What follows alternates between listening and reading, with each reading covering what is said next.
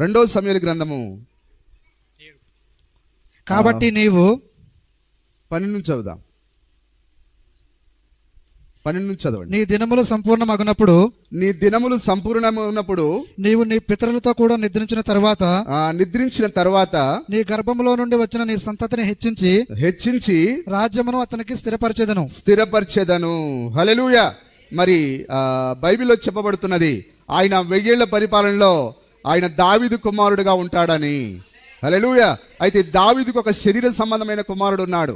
ఎవరు? ఆ బత్షెబ ద్వారా పుట్టిన ఆ యొక్క సొలొమోను. అయితే సొలొమోను ఇప్పుడు ఉన్నాడా? లేడు. కానీ ఇక్కడ ప్రవచనం ఏం చెప్తున్నది? అది మనం జాగ్రత్తగా గమనించాలి. చదవండి సార్, మళ్ళీ చదవండి ఆ వాక్యాన్ని.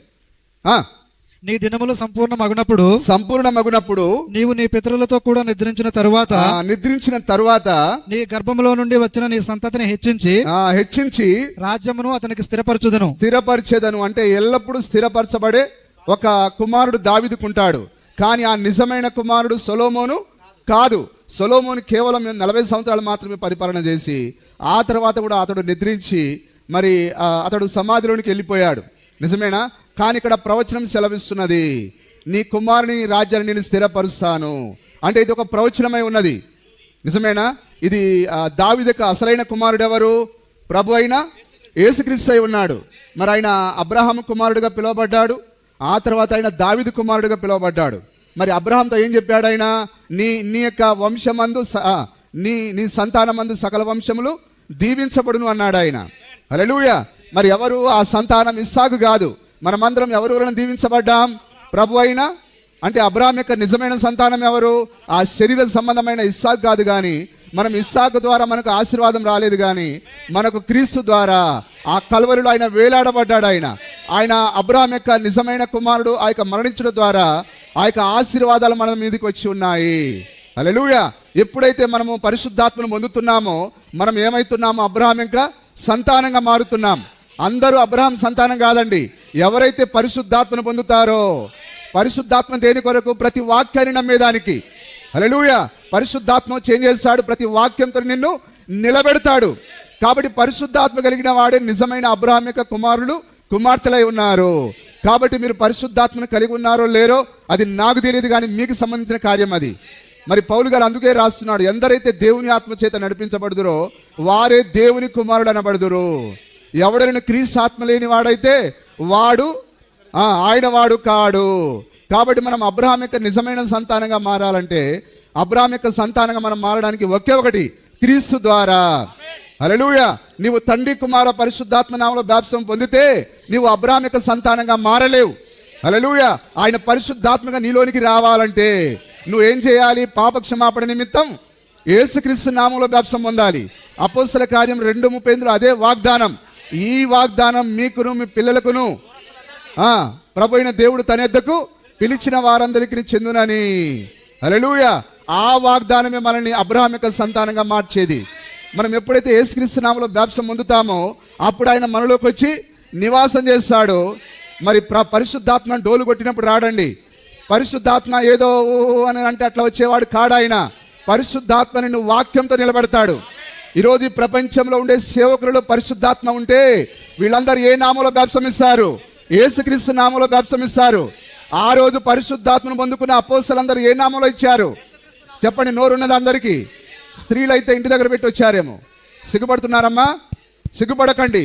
హల్లెలూయా. ఆ పరిశుద్ధాత్మను పొందిన ఆ యొక్క అపోస్తలులందరూ ఏ నామంలో బాప్తిసం ఇచ్చారు? యేసుక్రీస్తు నామంలో బాప్తిసం ఇచ్చారు. హల్లెలూయా. అలాగనే అదే అపోస్తలులు ఉన్న పరిశుద్ధాత్మ ఈరోజు బడా సేవకులకు చలామణితున్న వీరిలో, హల్లెలూయా, అదే పరిశుద్ధాత్మ ఉంటే వాళ్ళు కూడా ఎట్లా ఇస్తారు? యేసుక్రీస్తు నామములో ఇస్తారు. మరి ఒకే ఆత్మ 2 విధాలుగా ఉండదండి. యేసుక్రీస్తు నిన్న నేడు నిరంతరం. ఆ రోజు ఆయన అపోస్తలులు ఉండి ఏ నామములో బాప్తిసం ఇచ్చాడో ఈరోజు ఈ సేవకులో ఉంటే అదే చేస్తాడు ఆయన. అయితే వీళ్ళెందుకు తండ్రి కుమార నామం దగ్గర ఆగిపోయారు?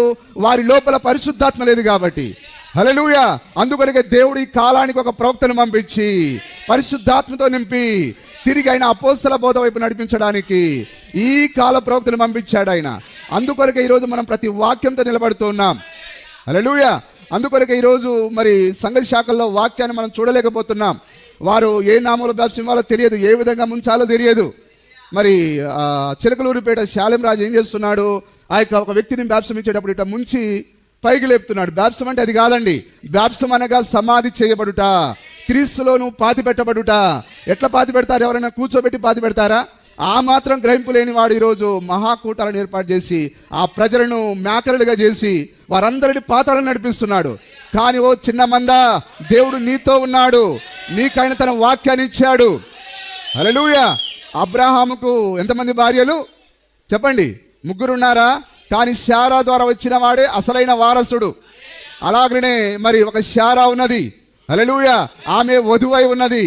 ఆ వధువులో ఉన్న సభ్యులే నిజమైన వాగ్దానం సంతానమై ఉన్నారు. అయితే ఆ కెతూర ద్వారా మరొక స్త్రీ ద్వారా వచ్చిన ఆ బిడ్డలకు అబ్రాహాం ఏమిచ్చాడు? బహుమతినిచ్చి ఎల్లగొట్టేశాడు. కానీ అబ్రాహాం తన యొక్క పూర్తి స్వాస్థ్యాన్ని ఎవరికి ఇచ్చాడు? ఆయన ఇస్సాకు ఇచ్చాడు ఆయన. హల్లెలూయా. మరి అలాగనే మన తండ్రి యొక్క అసలైన స్వాస్థ్యం ఏంటిది? వాక్యము. హల్లెలూయా. అందుకు ఆయన వారికి, ప్రభువా నాకు వరాలు కావాలి, స్వస్థత వరాలు కావాలి, 9 వరాలు కావాలంటే తీసుకో. హల్లెలూయా. కాబట్టి ఆ వరాలను వాళ్ళు అమ్ముకొని క్యాచ్ చేసుకుంటున్నారు. ఒకడేమో కచ్చిపులు అమ్ముతాడు, ఒకడేమో కొబ్బరిని అమ్ముతాడు, ఒకడేమో ఏవేవో అమ్ముకుంటున్నారు. క్యాలెండర్లు అమ్ముతున్నారు, లడ్డులు అమ్ముతున్నారు. వినాయక చవితికి లడ్డులు వేలం పాటలాగా క్యాలెండర్ల వేలం పాట. హల్లెలూయా. మనం చూసాం కరుణగిరి జాతరలట. జాతరలు ఎక్కడ ఉన్నాయి సార్ బైబిల్లో? హల్లెలూయా. అందుకొరకే క్యాథలిక్ యొక్క పేరు ఏముంది బైబిల్లో? భూమిలోని హేయమైన వాటికి తల్లి అయిన మహాబబులోను. హల్లెలూయా. ఆ యొక్క 11వ అధ్యాయం ఉన్న బబులోనే ఈ బబులోను, ఆ మతమే ఈ మతము. ఆ యొక్క బబులోను మతంలో జాతరలు ఉంటాయి, అలాగనే ఈ ఆర్సియం మతంలో కూడా జాతరలు ఉంటాయి. హల్లెలూయా. ఆ బబులోను దగ్గర ఏం జరిగింది? ఒకే దేవునికి బదులుగా 3 దేవుళ్ళకు వారు ఆరాధన చేశారు. అలాగనే క్యాథలిక్లు కూడా ఏ ఆరాధన? పితా, పుత్ర, పవిత్రాత్మ నామంలో వారు 3. ఈరోజు ప్రపంచంలో ఎక్కువగా చలామణి అవుతున్న మతం ఏంటిది? Roman Catholic machine. ఎవరైతే తండ్రి కుమార నామంలో బ్యాప్టిజం ఇస్తున్నారు, వీరందరూ ఎవరి సిద్ధాంతాలను వెంబడిస్తున్నారు? రోమన్ క్యాథలిక్ సిద్ధాంతాలను. ఎవరైతే ప్రభురాత్రి భోజనాన్ని రాత్రి చేయకుండా పగులు చేస్తున్నారో, హల్లెలూయా, వారు ఎవరి సిద్ధాంతాలను వెంబడిస్తున్నారు? ఆ యొక్క మహాబబులోని క్యాథలిక్ యొక్క సిద్ధాంతాలు అవి. కానీ ప్రజలు వాక్యం ఉన్నా కానీ ఇంకా గుడ్డివారిగా ఉన్నారు. నిజమేనా? బైబిల్లో ఏ ఒక్కరు చూడండి, ఆ యొక్క ఐగుప్తులో ఉన్నప్పుడు మోసే రాత్రిపూట ఆ యొక్క పస్కా పశువుని ఇచ్చాడు ఆయన. నిజమేనా? ప్రభు అయిన యేసుక్రీస్తు తాను అప్పగించబడిన రాత్రి ఒక్క రొట్టెని విరిచి, ఐగుప్తులో మోసే రాత్రి ఇచ్చాడు. మోసే యేసుక్రీస్తుకు ముంగుర్తుగా ఉన్నాడు. మోసే ఒక విమోచకుడై ఉన్నాడు, అలాగనే యేసుక్రీస్తు ఒక విమోచకుడై ఉన్నాడు. ఆ యొక్క మోసేనేమో ఒక దేశం నుంచి విడిపించేదానికి వచ్చాడు, కానీ ప్రభు అయిన యేసుక్రీస్తు పాపంలో నుంచి విడిపించేదానికి వచ్చాడు. హల్లెలూయా. ఆ విమోచకుడు విమోచకుడు రాత్రే ఇచ్చాడు. అలాగనే ఆ యొక్క అపోస్తలులందరూ ఎప్పుడు ఇచ్చారు? రాత్రిపూట ఇచ్చారు. హల్లెలూయా. కానీ వీళ్ళెందుకు తప్పిపోయారంటే వాక్యంతో నిలబడక ఆ క్యాథలిక్ సిద్ధాంతాన్ని వెంబడించడం ద్వారా వారందరూ నాశనానికి వెళ్తూ ఉన్నారు. నిజమేనా? ఈరోజు ఈ పట్టణంలో ఆరాధనలు జరుగుతున్నాయి, కానీ అవి ఎట్లా జరుగుతున్నాయి? మానవులు కల్పించిన పద్ధతులు. హల్లెలూయా. ఇప్పుడు ఈరోజు వారు మధ్యాహ్నానికి ఏం చేస్తారు? సిలువలో సాగింది యాత్ర, కరుణామయుని దయగల పాత్ర, ఇది ఎవరి కోసమో,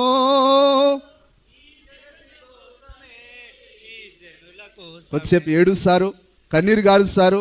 వాళ్ళ దగ్గరికి ఎవరో పెద్ద ఒక్కొక్క గ్లాసు కూల్ డ్రింక్ పోసి ఏదో ఇస్తాడు. ఇక అంతటితో ఆ ప్రభురాత్రి భోజనం అయిపోయింది. దాని పేరు ప్రభురాత్రి భోజనం, కానీ చేసేది ఎప్పుడు? పగలు. అది ఎట్ల వాక్య ప్రకారం? అది వాక్యము వెలువడి 2000 సంవత్సరాలు అయింది. ఈరోజు బైబిల్ స్పష్టంగా అర్థమయ్యే విధంగా అన్ని భాషల్లోనికి అనువాదం చేయబడింది. ఇన్ని పెద్ద పెద్ద బైబిల్ ఉండి కూడా ఈరోజు ప్రజలు గుడ్డితనంలో నివసిస్తున్నారంటే, హల్లెలూయా, ఎంత మోసకరమైన కాలం చూడండి. కానీ ఆ రోజు అపోస్తలులు రాత్రిపూట మాత్రమే ఇచ్చారు. నిజమేనా? కాబట్టి ఇప్పుడు దీన్ని ఏమంటారు? వ్యర్థమైన ఆరాధన.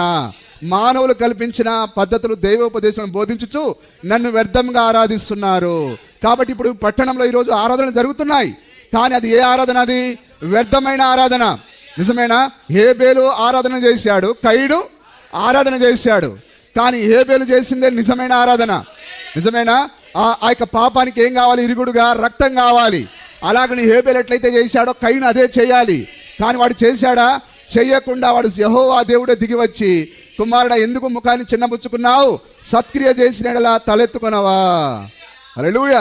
అయినా కానీ వాడు హేబేలు చేసినట్లుగా చేయడానికి ఇష్టపడలేదు.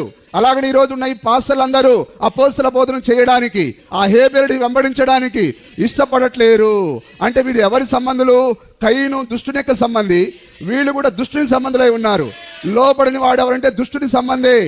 ఆ రోజు ఆయన యూదులతో అన్నాడు, మీరు మీ తండ్రియగు అపవాది సంబంధులు. హల్లెలూయా. మీరు నన్ను పెదవులతో కనపరుస్తున్నారు కానీ మీ హృదయం నాకు దూరంగా ఉన్నది. నిజమైన వ్యర్థమైన ఆరాధనలో ఉండకుండా సోదరులారా, నిన్ను నన్ను ఆయన బయటికి లాగాడు. ఆయన అందుకొరకే మనం దేవునికి మహిమ చెల్లించాలి, దేవునికి మనం ఘనత చెల్లించాలి. హల్లెలూయా. ఈరోజు ఈ పట్టణంలో ఎందరో అందమైన వాళ్ళు, డబ్బున్న వాళ్ళు వ్యర్థమైన ఆరాధనలో బంధించబడి ఉన్నారు. కానీ ఏ పేరు ప్రఖ్యాతి లేని మనము ఈరోజు వాక్యంతో నిలబడడానికి దేవుడు కృప చూపించాడు. కృప చూపిన దేవునికి మనం మహిమ చెల్లిద్దామా? ఒకసారి మార్క్స్ వార్త 7వ అధ్యాయం 6వ వచనం చూద్దాం. మార్క్స్ వార్త 7వ అధ్యాయం 6వ వచనం.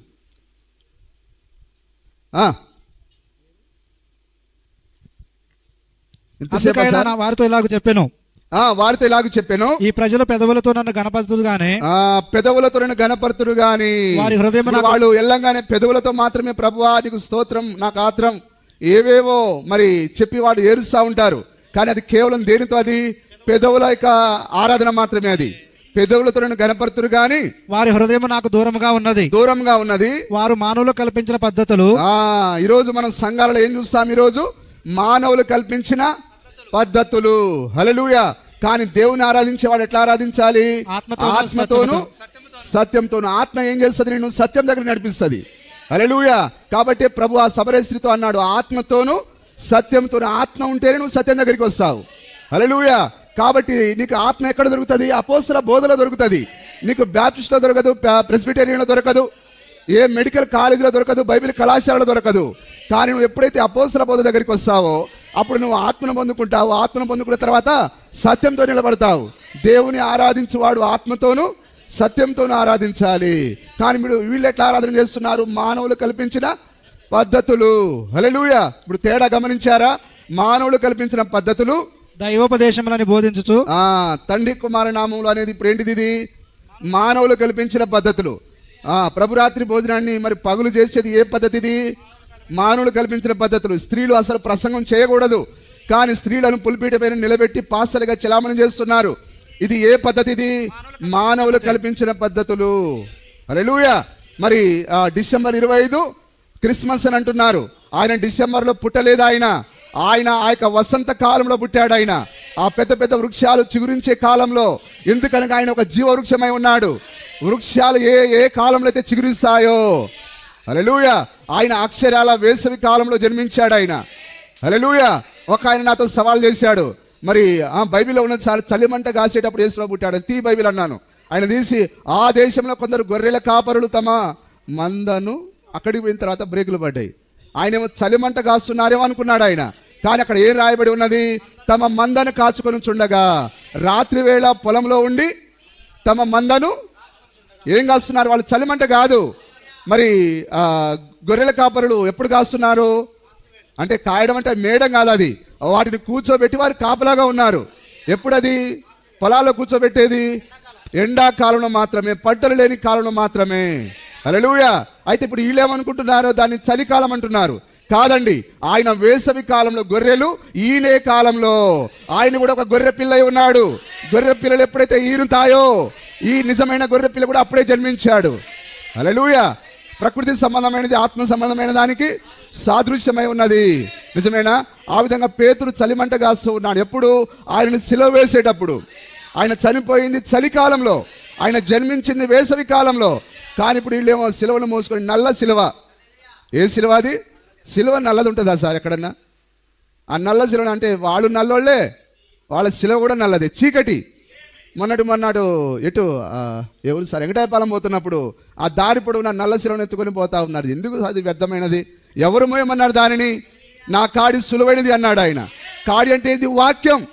వాక్యానికి మోయడానికి బదులుగా వారి చెవులకు ముక్కులకు నగలు అవి ఇవి పురుషుల పంజాబీలు వేసుకొని ప్యాంట్లు వేసుకొని ఆ స్త్రీలు ఆ శిలువ వెంబడి నడిస్తే నీకేమైనా పరలోకం ఇస్తాడు ఆయన?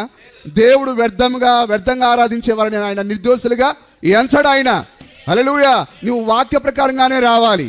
దేవుడు నువ్వు ఎట్లా సమీపించాలో వాక్యంలో ఉంది. నిజమేనా? అందుకొరకే కయ్యను ఎంత ప్రయత్నం చేసినా, వాడు పూలు తెచ్చినా పళ్ళు తెచ్చినా, అందుకొరకే ఇప్పటికీ సిఎస్ఐ క్యాథలిక్లో శిలువకి ఏమేస్తారు? మల్లెపూలు. ఎందుకు? ఆ రోజు కయ్యను అదే చేశాడు. మల్లెపూలు తీసుకొచ్చాడు, కనకాంబరాలు తీసుకొచ్చాడు, ఇక పండ్లు పలారాలు అన్నీ పట్టుకొచ్చాడు. హల్లెలూయా. కానీ వాని యొక్క ఆరాధన నిష్ప్రయోజనమైపోయింది. దేవుడు అక్కడికి రాలే, అగ్ని రాలేదు. వీడంతా ఫైర్ ఫైర్ అని అరిచినా అక్కడికి రాలే. మన బెల్లంపల్లి అన్నగారు అరుస్తాడు కదా, మంట ఫైర్ ఫైర్ అని అంటాడు ఆయన.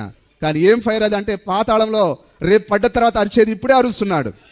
హల్లెలూయా. మరి బైబిల్ ఎంత స్పష్టంగా రాయబడి ఉన్నది, ఈ కార్యాలన్నీ రాయబడ్డాయి. కానీ ప్రజలు ఇంకా పాస్టర్ల మాట పైన ఆధారపడుతున్నారు. నీ కొరకు చనిపోయింది నీ పాస్టరా, నీ కొరకు రక్తం చిందింది నీ పాస్టరా, నీ పాస్టర్ పేరు మీద అయినా పరలోకం రిజిస్ట్రేషన్ అయిందా? కానీ పరలోకం ఎవరిది? అది గొర్రె పిల్లది. అక్కడ ఏ దేవాలయం లేదు. ఆ పరలోకానికి ఒకే ఒక దేవాలయం ఉన్నది. ఆయనయే మన కొరకు వధించబడిన గొర్రె పిల్ల.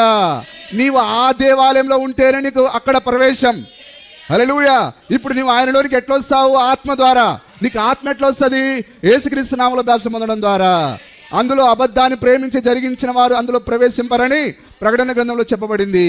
కానీ ఈరోజు పాస్టర్లు చేసేవని తప్పులే, విశ్వాసులు చేసేవని తప్పులే. ఈరోజు చూడండి, స్త్రీల దగ్గర పాస్టర్లు బలహీనంగా ఉన్నారు. మనం యూట్యూబ్లో చూస్తున్నాం, పెళ్లి చేసుకున్నాను నమ్మించి ఏదో చేశాడట. ఈరోజు హల్చల్ చేస్తూ ఉన్నది అది. ఈరోజు స్త్రీల దగ్గర బలహీనులుగా ఉన్నారు. డబ్బు దగ్గర అసలే బెండ్ అయిపోయారు. బిలామైన సిగ్గుపడతాడు. నిజమేనా? వాడు వెండి బంగారానికి అమ్ముడుపోయినట్లుగా ఈరోజు డబ్బు దగ్గర లోకంలో ఉండే పాస్టర్లు అందరూ అమ్ముడుపోయారు. హల్లెలూయా. కానీ డబ్బుకు అమ్ముడుపోయిన ఒక సేవకుడు మనకున్నందుకు దేవునికి మనం ఎంతో మహిమ చెల్లించాలి. హల్లెలూయా. మనకు కావాల్సిన డబ్బులో ఏం లేదండి, మనకు వాక్యంలో నిత్య జీవం ఉన్నది. నిజమేనా? చూడండి వాక్యంలో ఏముంది. 1 కొరింథీ 14:33 ఒకసారి చదవండి. 1 కొరింథీ 14:33. అలాగే పరిశుద్ధుల సంఘములన్నిటిలో దేవుడు సమాధానమునకే కర్తగానే. అదేనా? 33 14:33 వచ్చినాం సార్. అలాగే అదే చదువుతాడు. 34 చదువు. స్త్రీలు సంఘములో మౌనముగా ఉండవలెను. స్త్రీలు సంఘములో మౌనముగా ఉండవలెను. దేశం అంటే మట్టి కాదోయ్, దేశం అంటే నిజమేనా? మరి సంఘం అంటే ఎవరెవరు ఉంటారు సంఘంలో? స్త్రీలు పురుషులు ఉంటారా? కాబట్టి స్త్రీలు పురుషులు కలిగి ఉన్న ఈ దీంట్లో మరి ఒక స్త్రీ నిలబడి ప్రసంగం చేయకూడదు. సంఘంలో మౌనంగా ఉండవలెను. ఇప్పుడు ఈ సంఘంలో ఎవరెవరు ఉన్నారు? ఓన్లీ పురుషులే ఉన్నారా? స్త్రీలు మరియు పురుషులు కలిస్తేనే సంఘము, కుటుంబాలు కలిస్తేనే సంఘం.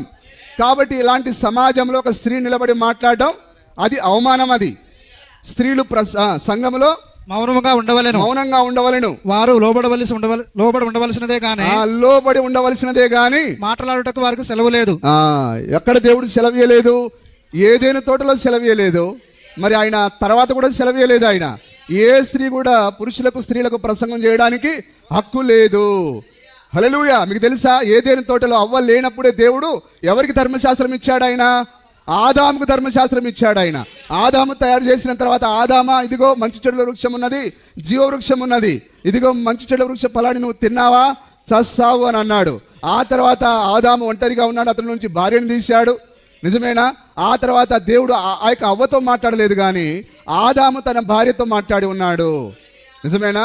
ఇదిగో మనము ఈ 2 వృక్షాలను మనం కలిగి ఉన్నాం. ఒకటి మంచి చెడుల వృక్షము, రెండోది జీవవృక్షం. మనం జీవవృక్ష ఫలాలే తినాలి, మంచి చెడుల వృక్ష ఫలాన్ని మనం తినకూడదు అని ఆదాము బోధించాడు.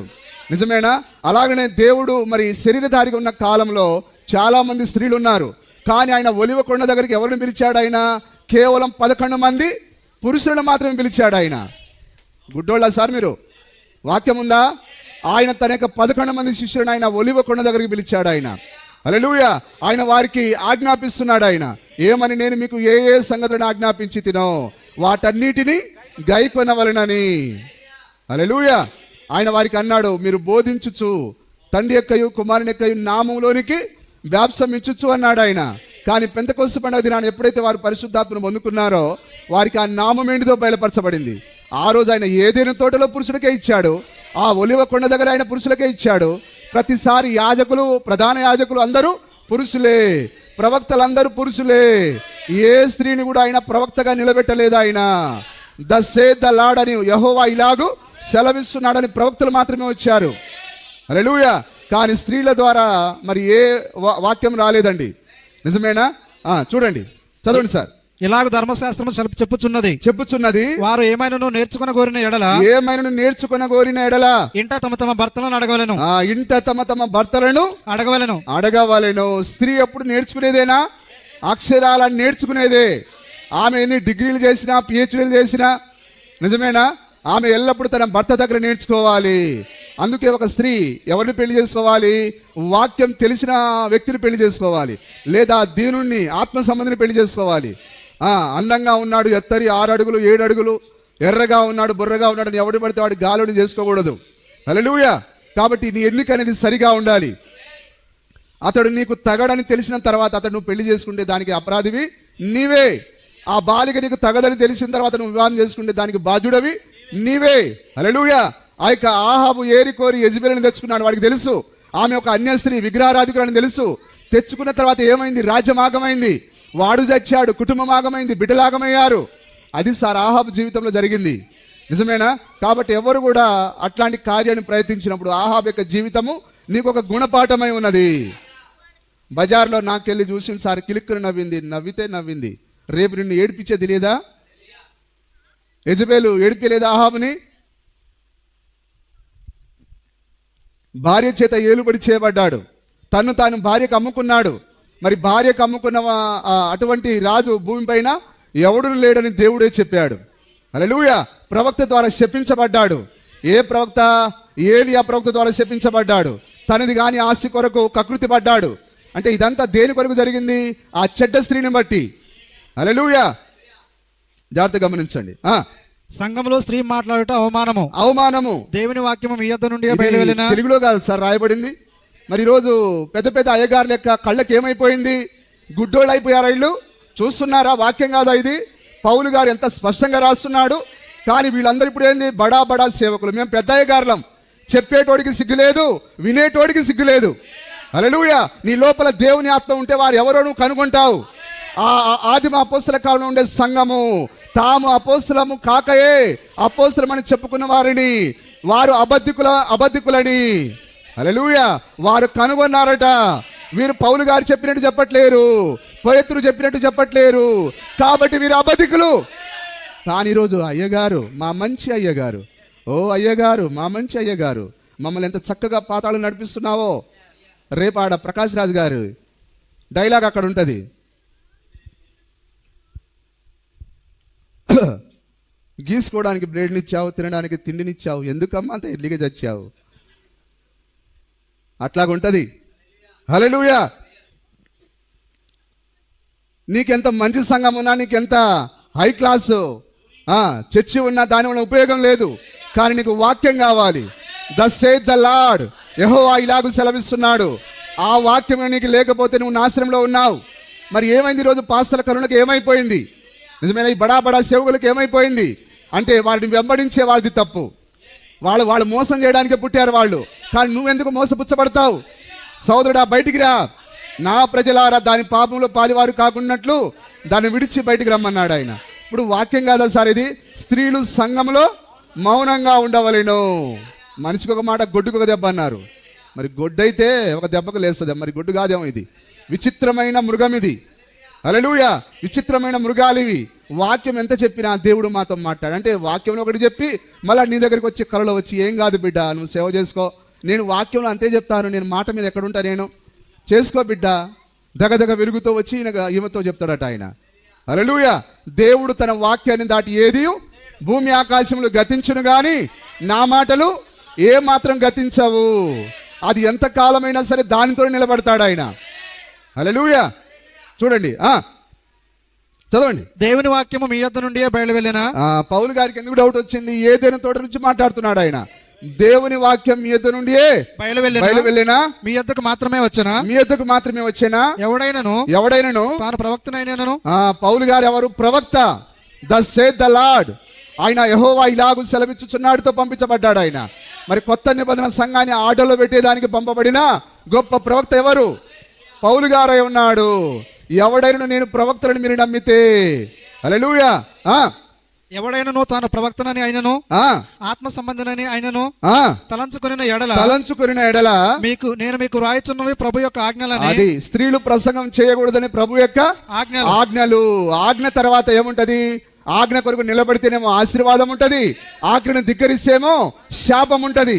నిజమైన ఆ రోజు మోసే ధర్మశాస్త్రాన్ని ఇచ్చి ఆయన ఏమన్నాడు? భూమిని ఆకాశాన్ని మీకు సాక్షులుగా పెడుతున్నాను, దీనికి మీరు కుడికి కానీ ఎడమకు కానీ తొలగిపోతే ఇందులో చెప్పబడిన శాపాలను మీ మీదకి వచ్చి హల్లెలూయా మిమ్మల్ని నాశనం చేస్తాయి. ఆ విధంగానే కొత్త నిబంధన ప్రవక్త అయిన ఆ యొక్క పౌలు గారు కూడా అదే అంటున్నాడు. హల్లెలూయా ధర్మశాస్త్రం ఇచ్చిన తర్వాత దేవుడు ధర్మశాస్త్రం నిలబడితే జీవాన్నిస్తాడు, దాన్ని మీరితేనేమో శాపాన్నిస్తాడు. పౌలు గారిలో ఉన్న పరిశుద్ధాత్మ ఏం చెప్పింది? గలతీ 1:8 చదువుదాం మనం. గలతీ 1:8 ఒకసారి చదవండి.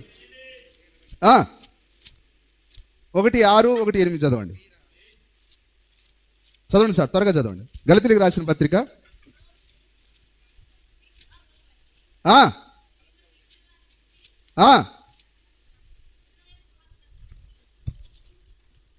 మేము మీకు ప్రకటించిన సువార్త గాక మరి యొక్క సువార్తను మేము మీకు ప్రకటించిన సువార్త గాక.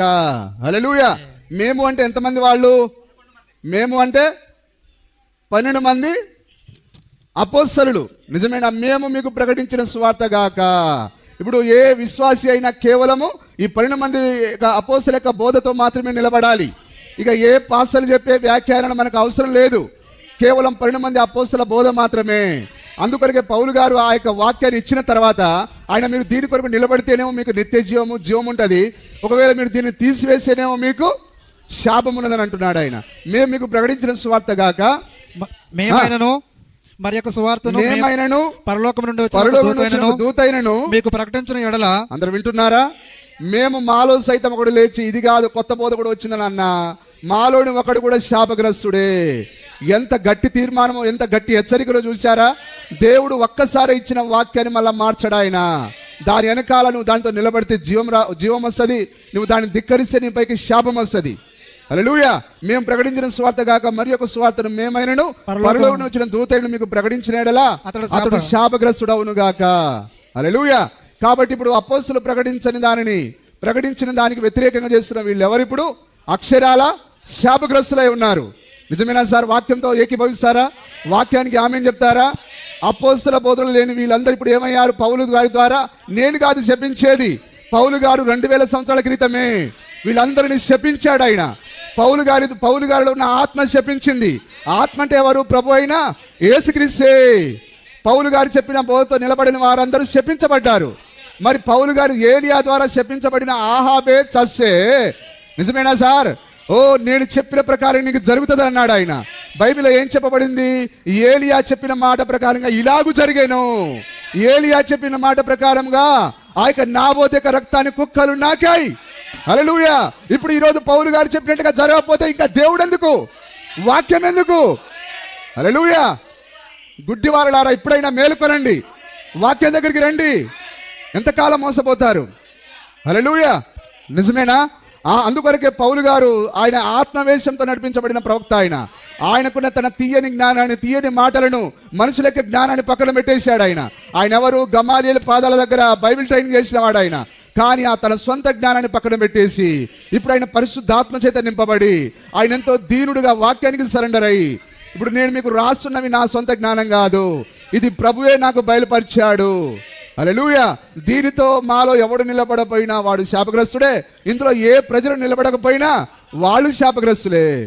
కాబట్టి పౌలు గారి ద్వారా శపించబడిన వీళ్ళు ఎట్లా పరలోకానికి పోతారు? ఎట్లా దేవుని కుమారులుగా ఉంటారు? ఇది ప్రశ్న కాదా?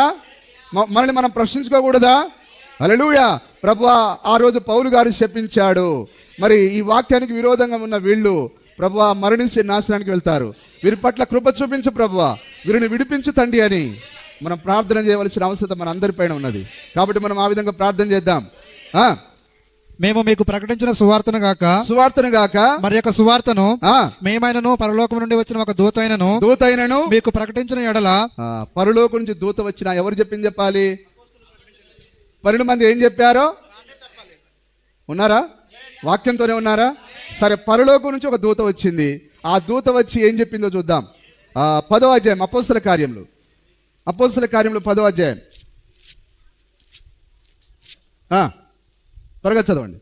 ఇటాలీ పటాలమనబడిన పటాలంలో ఇటాలీ పటాలమనబడిన పటాలంలో శతాధిపతి అయిన కొర్నేలి అని భక్తిపరుడు ఒకడు కైసరిలో ఉండెను. ఎవరైనా రోమా సైన్యాధిపతి కొర్నేలి. ఎంతమంది? 100 మంది సైనికులకు అధిపతి, శతాధిపతి. హల్లెలూయా. ఒకడు ఉండెను. అతడు తన ఇంటి వారందరితో కూడా దేవుని యందు భయభక్తులు గలవాడై ఉండి ప్రజలకు బహుధర్మము చేయొచ్చు. ఇప్పుడు పాస్టర్లు ఏం చేస్తున్నారు?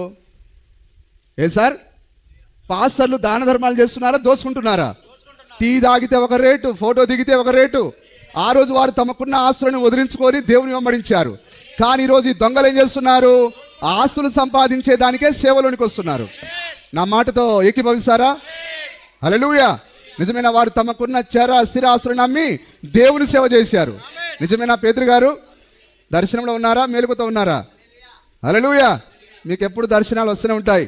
దయచేసి కొద్దిసేపు ఆపండి, మా మాటను వినండి దయచేసి. హల్లెలూయా.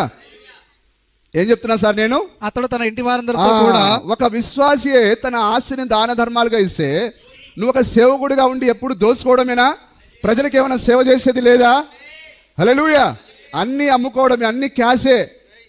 నీవు నీ కుటుంబం మాత్రమే డబ్బులతో కళకళలాడుతూ ఉండాలి. విశ్వాసులు ఎట్లా పోయినా నీకు సంబంధం లేదు.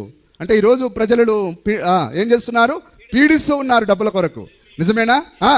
అతడు తన ఇంటి వారందరితో కూడా దేవుని యందు భయభక్తులు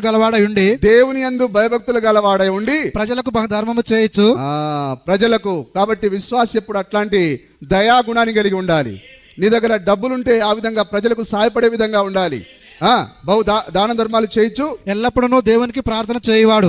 ఎల్లప్పుడు దేవునికి ప్రార్థన చేయవాడు. పగలు ఇంచుమించు 3 గంటల వేళ దేవుని దూత అతని యొద్దకు వచ్చి కొర్నేలి దగ్గరికి దేవుడు ఎవరిని పంపించాడు? ఆయన నీతి మంత్రుడు ఎన్నడూ విడిచిపెట్టాడు ఆయన. హల్లెలూయా.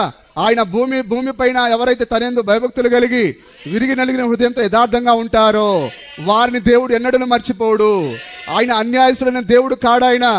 హల్లెలూయా. ఆయన పక్షపాతి కాడాయన. ఆయన పక్షపాతం లేని దేవుడు ఆయన. కాబట్టి యథార్థవంతుడైన కొర్నేలి దగ్గరికి దేవుడు నేరుగా అక్కడి నుంచి ఆయన దూతను పంపించాడు. ఆయన ఆ దూత వచ్చి, నేను పరలోకం నుంచి వచ్చాను, ఈ భూమి పైన ఎవడు పనికిరాడరా, నా మాట వినమని చెప్పట్లేదు దూత. హల్లెలూయా. ఇప్పుడు ఆ దూత ఏమంటుంది చూడండి. కొర్నేలి అని పిలుచుట దర్శనమందు తేటగా అతనికి కనబడెను. అతడు దూత వైపు తేరి చూచి భయపడి ప్రభువా ఏమని అడిగాను. చూసారా? కొర్నేలిని రక్షించడానికి దేవుడు ఆ కోట్ల కొలది కిలోమీటర్ల నుంచి ఆయన దేవదూతను పంపాడు ఆయన. హల్లెలూయా. అందుకు దూత నీ ప్రార్థనలను నీ ధర్మ కార్యములు దేవుని సన్నిధికి జ్ఞాపకార్థముగా చేరినవి. అది కొర్నేలి యొక్క ప్రార్థన దేవుడు విన్నాడు. అతని దాన ధర్మాలను దేవుడు చూశాడు. సోదరుడా, మరి నిన్ను చూడట్లేడా? నీవు దేవుని యొక్క సంఘం కొరకు ఏం పని చేస్తున్నావో, ఏం చేస్తున్నావో, నీవు కుర్చీలు తీసేది, వేసేది, ఊడ్చేది ప్రతిదీ దేవుడు చూస్తున్నాడు.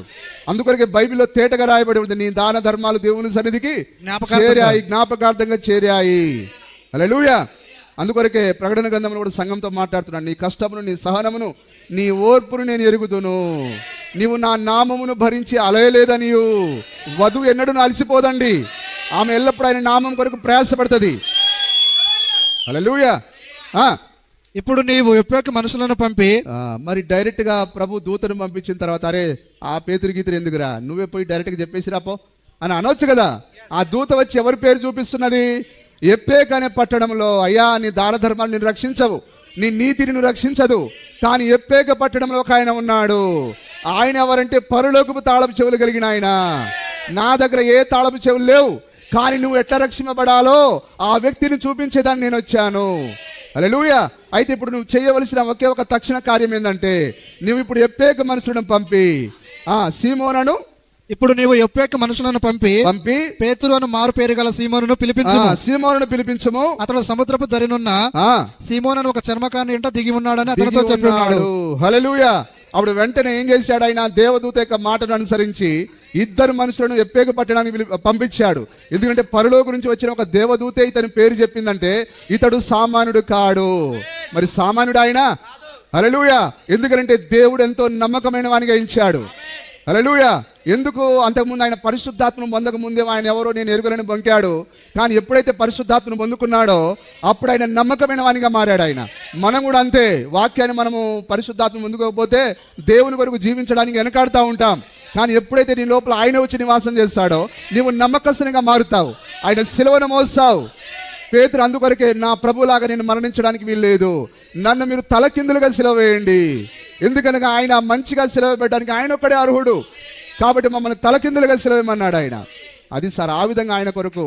మరి ఒక్కప్పుడేమో ఆయన ఎవరో నేను ఎరుగను అని ప్రాణ భయంతో పారిపోయిన ఆయన ఇప్పుడు ఆయన ధైర్యంగా చావడానికి ముందుకు వచ్చాడు. హల్లెలూయా.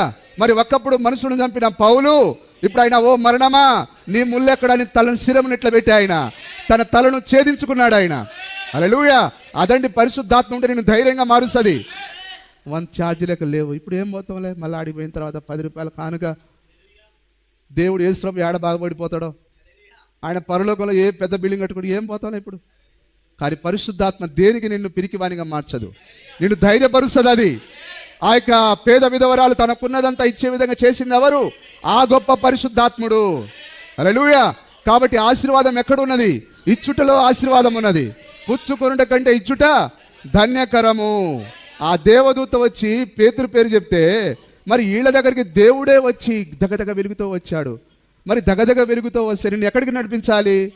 దగదగ వెలుగుతో రాని దేవదూతే ఎప్పేక పట్టణంలో ఉన్న పేతురు దగ్గరికి పంపిస్తే మరి ఆయనే స్వయంగా వస్తే నిన్ను కుమారుడా ఆ యొక్క ఖర్చుపులు అమ్ముకో, కొబ్బరిని అమ్ముకోని అంటాడా?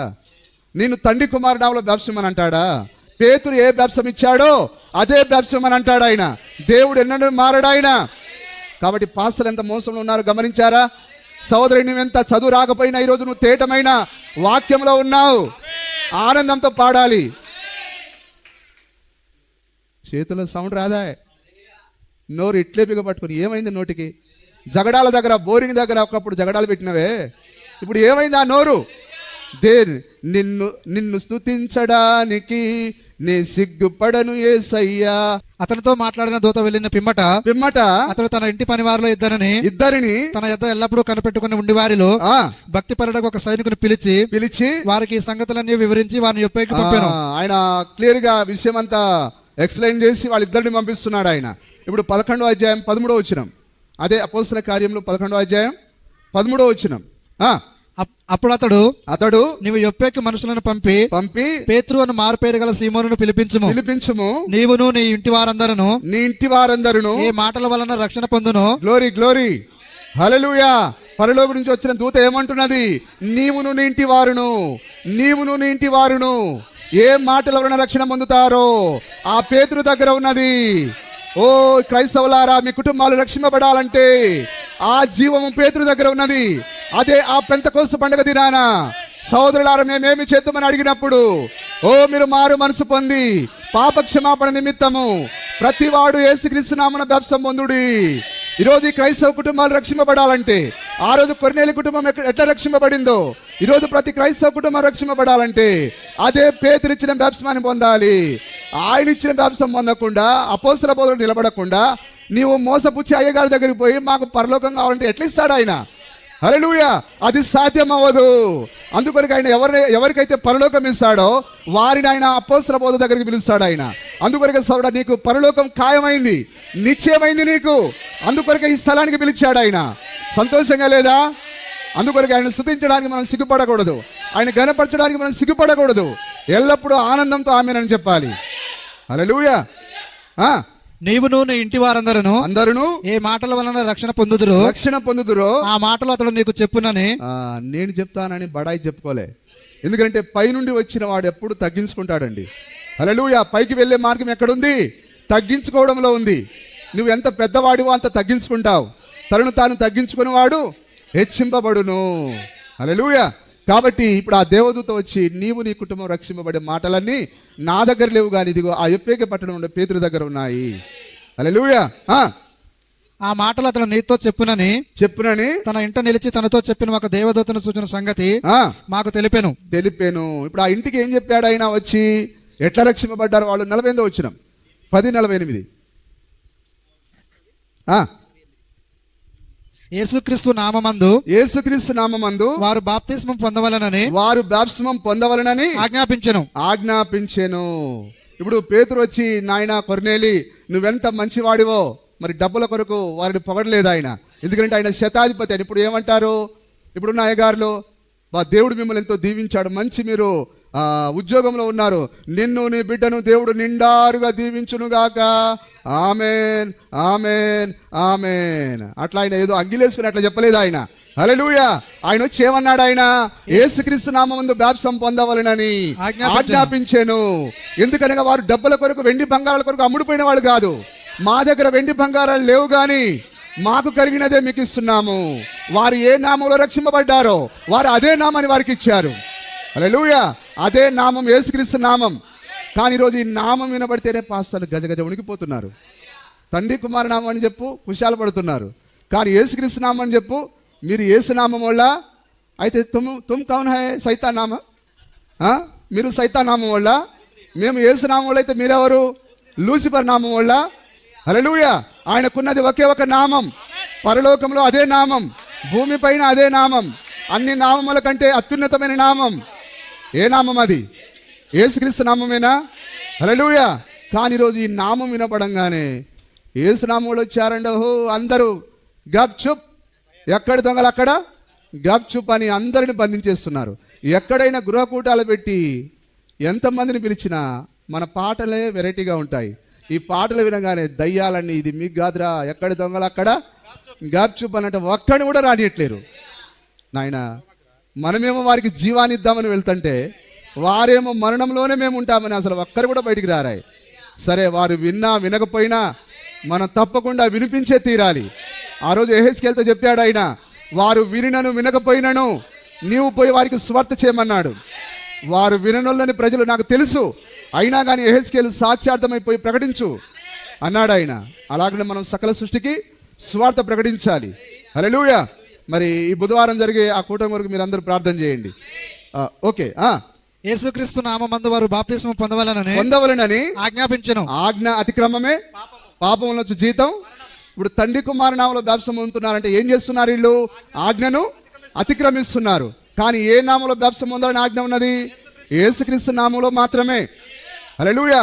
అలాగనే పౌలు గారు ఎక్కడికి పోయినా ఏ నామాన్ని ప్రకటించాడు? యేసుక్రీస్తు నామాన్ని మాత్రమే ప్రకటించాడు ఆయన. మీరు విశ్వసించినప్పటి నుండి పరిశుద్ధాత్మను పొందితిరా. హల్లెలూయా. అయితే అయ్యా మాకు పరిశుద్ధాత్ముడు ఉన్నాడన్న సంగతి తెలియదంటే, అయితే మీరు ఏ నామంలో బాప్తిసం పొందారు? వాళ్ళని అడిగేవాడు ఆయన. హల్లెలూయా. అయ్యా మేము ఆ నామం తెలియదునంటే మీరు యేసుక్రీస్తు నామంలో బాప్తిసం పొందాలని వారు తీసుకునేంత వరకు ఆయన పట్టుబట్టేవాడు ఆయన. ఆ విధంగా ఎఫెస్ సంఘం ఆ విధంగా బాప్తిసం పొందిందా? ఆ అపోస్తల కార్యం 19వ అధ్యాయంలో మనం చూస్తాం. హల్లెలూయా. కాబట్టి ఈ పరలోకం ఇచ్చిన దూత ఎందుకు ప్రత్యేకంగా నొక్కి పేతురు పేరే చూపించింది తెలుసా? ఇది ఒకసారి మనం చూద్దాం. మత్తయి సువార్త 16వ అధ్యాయం 18వ వచనం. 16వ అధ్యాయం 18వ వచనం చదవండి సార్. 16వ అధ్యాయం. మరియు నీవు పేతురువు, నీవు కేవలం పేతురు, ఒక చిన్న రాయివి, నీవు ఏమి కానివాడివి. మరియు నువ్వు పేతురువు, ఈ బండ మీద నా సంఘమును కట్టుదును. అంటే పేతురు మీద కాదు ఆయన కట్టేది, యేసుక్రీస్తుకును ఆయన మధ్యలో ఒక బయలుపాటు వచ్చింది. ఈ బయలుపాటు పైన నా సంఘాన్ని కడుదును. హల్లెలూయా. ఆయన బయలుపాటు పైన మాత్రమే కడతాడు ఆయన. ఇప్పుడు ఏ బయలుపాటు? తండ్రి యొక్కయు కుమారుని యొక్కయు పరిశుద్ధాత్మ యొక్కయు నామం ఏంటిదో నీకు బయలుపాటు రావాలి. ఏంటిది ఆ బయలుపాటు? ప్రభు అయిన యేసుక్రీస్తు అని నువ్వు బయలుపాటు కలిగినప్పుడే నువ్వు ఆయన యొక్క సంఘానివి. హల్లెలూయా.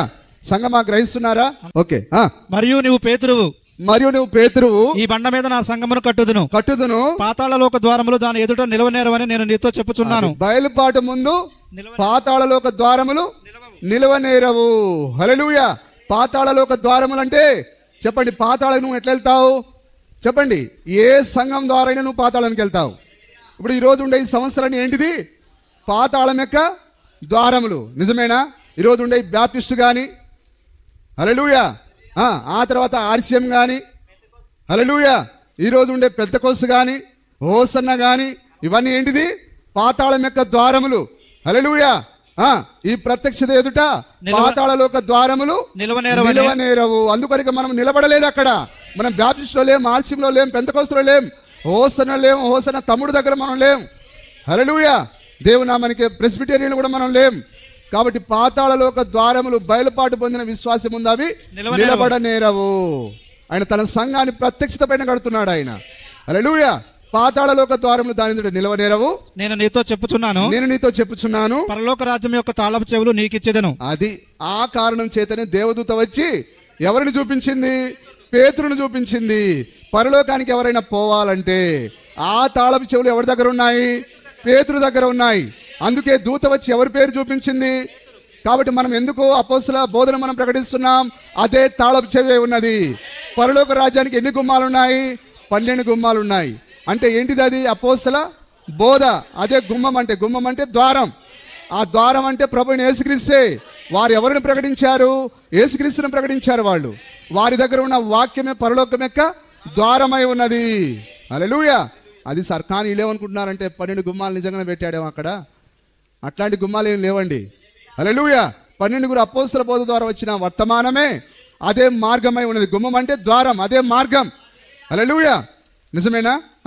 పరలోక రాజ్యం యొక్క తాళపు చెవులు నీకిచ్చేదను. నీవు భూలోకమందు దేనిని బంధించుదో అది పరలోకమందును బంధింపబడును. అందుకొరకే పెంతెకోస్తు పండుగ దినాన చాలా మంది ఉన్నారు అక్కడ. ఒకసారి చదువుదాం. 36వ వచనం, 2వ అధ్యాయం 36వ వచనం చూడండి. 2వ అధ్యాయం 36వ వచనం, అపోస్తల కార్యములు 2:36.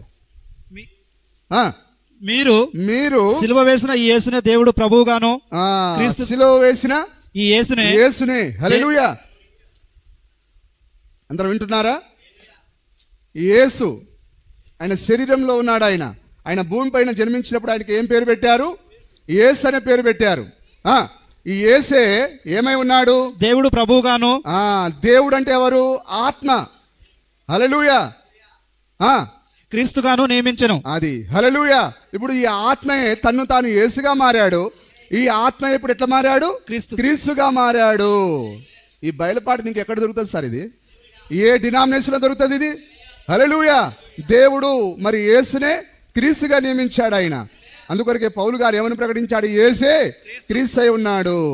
ఈ ఆత్మయే యేసుగా మారాడు, యేసే క్రీస్తుగా మారాడు. కాబట్టి ఇప్పుడు ఆయన ఒక్కడే.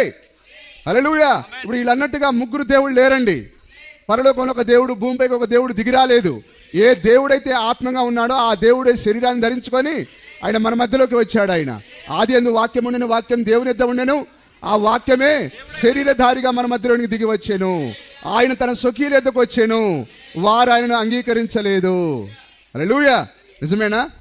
ఇప్పుడు మాట్లాడుతున్న సందర్భం చూడండి. మీరు సిలువ వేసిన ఈ యేసునే దేవుడు ప్రభువుగాను క్రీస్తుగాను నియమించెను. అది ఇప్పుడు ఆయనే ప్రభు, ఆయనే క్రీస్తు అయి ఉన్నాడు, నియమించెను. ఇది ఇశ్రాయేలు వంశమంతయు రూఢిగా తెలుసుకోవాలని చెప్పాను.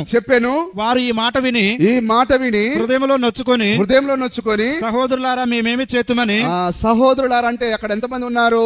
11 మంది అపోస్తలులు ఉన్నారు. హల్లెలూయా. అక్కడ ఎంతమంది అపోస్తలులు ఉన్నారు? 11. అంటే మనం అవసరమైతే 12 కూడా వేసుకోవచ్చు. ఎందుకంటే పేతురు ఏ బాప్తిస్మాన్ని ప్రకటించాడో పౌలు గారు కూడా అదే బాప్తిస్మాన్ని ప్రకటించాడు. కాబట్టి ఈ సందర్భంలో అయితే 11 మందే. ఇంకా పౌలు గారు ఆడవలేదు. కాబట్టి ఈ 11 మందిని వాళ్ళు అడిగారు, సహోదరులారా మేమేమి చేతుమని. పేతురును కడమ అపోస్తలుని అడగ్గా, మరి కడమ అపోస్తలు మాట్లాడకుండా పేతురు ఎందుకు మాట్లాడుతున్నాడు? తాళపు చెవి ఆయన దగ్గరే ఉన్నది. హల్లెలూయా. సహోదరులారా మేమేమి చేతుమని అందరిని అడిగితే అందరూ మౌనంగా ఉన్నారు, కానీ ఒక్కడే మాట్లాడుతున్నాడు. ఎందుకంటే పరలోక రాజ్యం యొక్క తాళపు చెవులు నీకిచ్చేదను. ఇప్పుడు ఆ తాళపు చెవి ఏంటిదో ఇప్పుడు బయలుపరచబడుతున్నది. అప్పుడు పేతురు మీరు మారు మనసు పొంది ఇప్పుడు ఆయన ఓపెన్ చేస్తున్నాడు. ఆయన హల్లెలూయా. మారు మనసు పొంది పాపక్షమాపణ నిమిత్తము. పాపక్షమాపణ జరగాలంటే మరి దేంట్లో జరగదండి, ఒకే ఒక నామంలో పాపక్షమాపణ జరుగుతుంది. ఆ నామమే ప్రభు అయిన యేసుక్రీస్తు నామం. పాపక్షమాపణ నిమిత్తము ప్రతివాడు యేసుక్రీస్తు నామమున బాప్తిస్మం పొందుడి. అది ఇప్పుడు పరలోకానికి ఆయన ద్వారాలు తెరుస్తున్నాడు. ఆయన ప్రతివాడు యేసుక్రీస్తు నామమున బాప్తిస్మం పొందుడి, అప్పుడు మీరు పరిశుద్ధాత్మను వరం పొందుదురు. ఈ వాగ్దానము మీకును, ఈ వాగ్దానం ఇశ్రాయేలులకు, మీ పిల్లలకును, సమరయులకు, దూరస్తులందరికీ అనగా అన్యజనులమైన మనకును, అనగా ప్రభువైన మన దేవుడు తన యొద్దకు పిలిచిన వారందరికీ చెందిన దేవుడు మనం ఎక్కడికి పిలిచాడు? చర్చి కాదు పిలిచింది. ఎక్కడికి పిలిచాడు ఆయన? మనం ఎక్కడి నుంచి పడిపోయాం? ఆదాము ద్వారా మనం ఎక్కడి నుంచి పడిపోయాం? నిత్య జీవంలో నుంచి మనం పడిపోయాం. ఆదాము ద్వారా మనం పాపంలో నెట్టివేయబడ్డాం. కాబట్టి తిరిగి మనం ఎక్కడికి పిలువబడ్డాం? ఎక్కడి నుంచి అయితే పడిపోయామో ఆ స్థలానికి మనం పిలువబడ్డాం. ప్రభు అయిన దేవుడు మరలా మనం వెనక్కి తీసుకొని పోయేదానికి, నశించిన దాన్ని వెతికి రక్షించడానికి. మనం ఎట్లా నశించాం? మనం ఆదాము ద్వారా నశించాం. అందుకొరకు ఆయన మరలా ఎట్లొచ్చాడు? ఆయన రెండో ఆదాముగా వచ్చాడు. కాబట్టి దేవుడు తన పోలికలో నరుని నిర్మించాడు. ఆయన పోలిక ఏంటిది? ఆదాము ద్వారా మనకు నాశనం వస్తుంది, రెండో ఆదాము ద్వారా మనకు జీవం వస్తుంది. అవన్నీ ఆయన ముంగుర్తుగా పెట్టాడు ఆయన. హల్లెలూయా. మోసేలో మనం క్రీస్తును చూస్తాం, ఆ దావీదులో మనం క్రీస్తును చూస్తాం, ఆ ఇస్సాకులో మనం క్రీస్తును చూస్తాం, ఆ యేసేపులో మనం క్రీస్తును చూస్తాం. ఆ ప్రవక్తలందరూ ముంగుర్తుగా క్రీస్తు యొక్క జీవితాన్ని వారు కొద్దిగా జీవించి ఉన్నారు. కానీ అసలైన టోటల్ పార్ట్ ఎవరంటే ఆయనే ప్రవక్తలందరి జీవితాన్ని తీసుకొని ఆయనే జీవించి ఉన్నాడు. హల్లెలూయా. ఇంకను అనేక విధములైన మాటలతో సాక్ష్యం ఇచ్చి మీరు మూర్ఖులకు ఈ తరము వారికి వేరే రక్షణ పొందుడని. ఏం సార్ నిజంగా మూర్ఖులా కాదా? యేసుక్రీస్తు నామములో బాప్తిసం అని అంటే మేము నమ్మం. ఏమంటారు? మాట వినకపోతే అరే మూర్ఖుడా, వినరా, చెప్పింది వినరా, ఇంకో ఇట్లా రాయబడి ఉన్నది వినరా. కానీ ఇప్పుడు వీళ్ళు ఎట్లా ప్రవర్తిస్తున్నారు? ఇప్పుడు ఈ తరం వారకు మూర్ఖులు వీళ్ళు. మూర్ఖులకు వేరై మీరు మూర్ఖులకు ఈ తరము వారికి వేరై, అది వేరైతేనే నీకు రక్షణ. వేరుగాను మా అయ్య మంచోడు, బారు మీసాలోడు, గడ్డంోడు, మా అయ్యగారు అన్నం పెడతాడు, మరి అన్నానికి అమ్ముడు పోతావా? అప్పుడప్పుడు 100 రూపాయలు ఇస్తాడు, 1000 రూపాయలు ఇస్తాడు, దానికి అమ్ముడు పోతావా? నీకు పరలోకం కావాలా, అమ్ముడు పోయేది కావాలా? ఏసావు కనుక ఒక్క పూట తిండి కొరకు అమ్ముడు పోయినట్లుగా అమ్ముడు పోతావా? నీ అయ్యగారి వైపు కాదు నువ్వు చూసేది. హల్లెలూయా. నీ అయ్యగారి లోపల ఏ ఆత్మ ఉన్నది? నిన్ను పాతాళానికి నడిపించే ఆత్మ ఉన్నదా, లేకపోతే పరలోకాన్ని నడిపించే ఆత్మ ఉన్నదా? హల్లెలూయా. మూర్ఖులకు ఈ తరం వారికి వేరై రక్షణ పొందుడని వారిని హెచ్చరించెను. హల్లెలూయా. అందుకొరకు ఈరోజు మనలో ఉండే పరిశుద్ధాత్మ కూడా ఏం చేస్తున్నది? లోకాన్ని హెచ్చరిక చేస్తూ ఉన్నది. సహోదరులారా, మూర్ఖులకు ఈ సేవకుల నుంచి బయటికి రండి, వాక్యం దగ్గరికి రండి, ఈ కాలపు వర్తమానం దగ్గరికి రండి, ఈ కాలపు వెలుగు దగ్గరికి రండి అని మనం కేకలు వేస్తూ ఉన్నాం. కేక వేసేది మనం కాదు, మన లోపల ఉన్న అదే పరిశుద్ధాత్ముడు. ఆ రోజు పేతురులో ఉన్న అదే పరిశుద్ధాత్మ ఈరోజు మనందరిలో ఉండి కేకలు వేస్తున్నాడు ఆయన. అయినా కానీ మేము నమ్మం సార్, మేము ఎందుకు ఆమెను చెప్పాలి అని మౌనంగా ఉంటావా? అది నీ కర్మ. హల్లెలూయా. ఓకే. కాబట్టి అతని వాక్యం అంగీకరించిన వారు బాప్తిస్మం పొందిరి.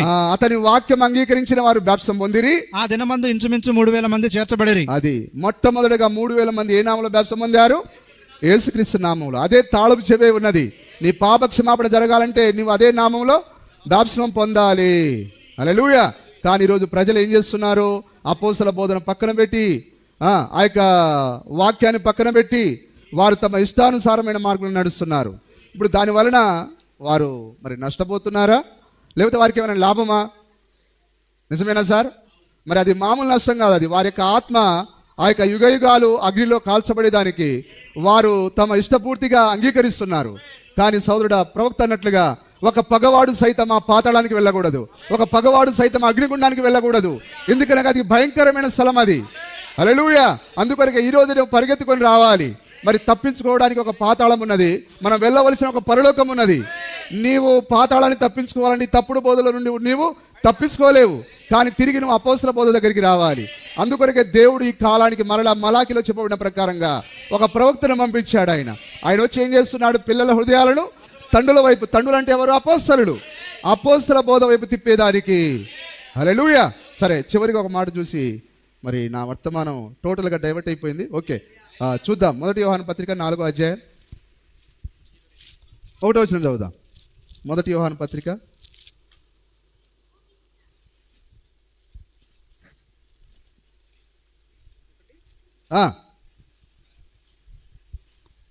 1 యోహాను 4వ అధ్యాయం 1వ వచనం త్వరగా చదవండి. ప్రియులారా, అనేకులైన అబద్ధ ప్రవక్తలు లోకములోనికి బయలు వెళ్ళి ఉన్నారు గనుక. లోకం అంటే ఇదేనా? ప్రపంచం అంతటిని కలిపి ఏమన్నారు? లోకం అన్నారు. ప్రియులారా, అనేకులైన అబద్ధ ప్రవక్తలు. మరి ఈ మాటను ప్రజలు నమ్ముతున్నారు? అసలు ఎవడు అబద్ధికుడో, ఎవడు దేవుని సేవకుడో కనుగొనలేని దౌర్భాగ్య స్థితిలో ఉన్నారు ప్రజలు. శనివారం అంటే శనివారం అంటారు, ఆదివారం అంటే ఆదివారం అంటారు. మరి ఏ పాస్టర్ కనిపించినా అయ్యగారు వందనాలు అంటారు. అసలు వాడిని దేవుడు పంపించిందా, దయ్యం పంపించిందా కనుగొనలేని యొక్క గుడ్డివారుగా ఉన్నారు ప్రజలు. కానీ మరి అపోస్తుడైన యోహాను ఏమంటున్నాడు? ప్రియులారా, అనేకులైన అబద్ధ ప్రవక్తలు లోకములోనికి బయలు వెళ్ళి ఉన్నారు గనుక ప్రతి ఆత్మను నమ్మక. ఇప్పుడు మన దగ్గరికి ఎవరెవరైతే వస్తున్నారో, హల్లెలూయా, కాబట్టి వారిలో ఒక ఆత్మ ఉంటుంది. ఏ ఆత్మ? అది దేవుని ఆత్మైనా ఉండాలి, లేకపోతే దయ్యపాత్మైనా ఉండాలి. హల్లెలూయా. కాబట్టి ప్రతి ఆత్మను నమ్మక ఆయా ఆత్మలు దేవుని సంబంధమైనవో కావో పరీక్షించుడి. కాబట్టి ఇప్పుడు వీరిలో ఉన్న ఆత్మ దేవునిదా కాదా అనేది మనం పరీక్షించాలి. ఇప్పుడు మన దగ్గరకు వచ్చే ఈ సేవకులలో దేవుని ఆత్మ ఉన్నదా దయ్యపాత్మ ఉన్నదా అని మనం పరీక్షించాలి. హల్లెలూయా. ఇప్పుడు ఎవరైనా పరీక్షిస్తున్నారా? మరి ప్రియులారా, అనేకులైన అబద్ధ బోధకులు బయలువెళ్ళి ఉన్నారు గనక ప్రతి ఆత్మను నమ్మక ఆయా ఆత్మలు దేవుని సంబంధమైనవో కావో పరీక్షించుడి. కానీ ఈరోజు అంత పని ఎవరికైనా ఖాళీ ఉన్నదా సార్? గమనించేది ఏదో చర్చికి పోయామా వచ్చామా అనేదే తప్ప ఈ అయ్యగారు అసలు ఏం చెప్తున్నాడు, ఇతరులో దేవుని ఆత్మ ఉందా లేదా వివేచన చేయాలి. వివేచన చేయకనే అవ్వ ఏం చేసింది? బోల్తా పడింది. ఆ వచ్చినోడు దయ్యమని గమనించక ఆ యొక్క సర్పం యొక్క మాటను విన్నది. నిజమేనా? సర్పం అంటే మళ్ళీ గుర్తొచ్చింది. నిజమేనా? మాట్లాడే ఒక జంతువు దేవుడు తయారు చేశాడనే సంగతిని ఎవరు నమ్మరు. మాట్లాడే ఒక జంతువు ఉండేది. ఇది నిజమా అంటే సర్పం అయితే పాము అయితే ఏమంటది? బుస్ బుస్ కొడుతుంది. కానీ అది మాట్లాడుతున్నది. దేవుడు దాన్ని ఏం చేశాడు? మార్చేశాడు. అది ఎట్లా పాములాగా మార్చాడు దానిని. హల్లెలూయా.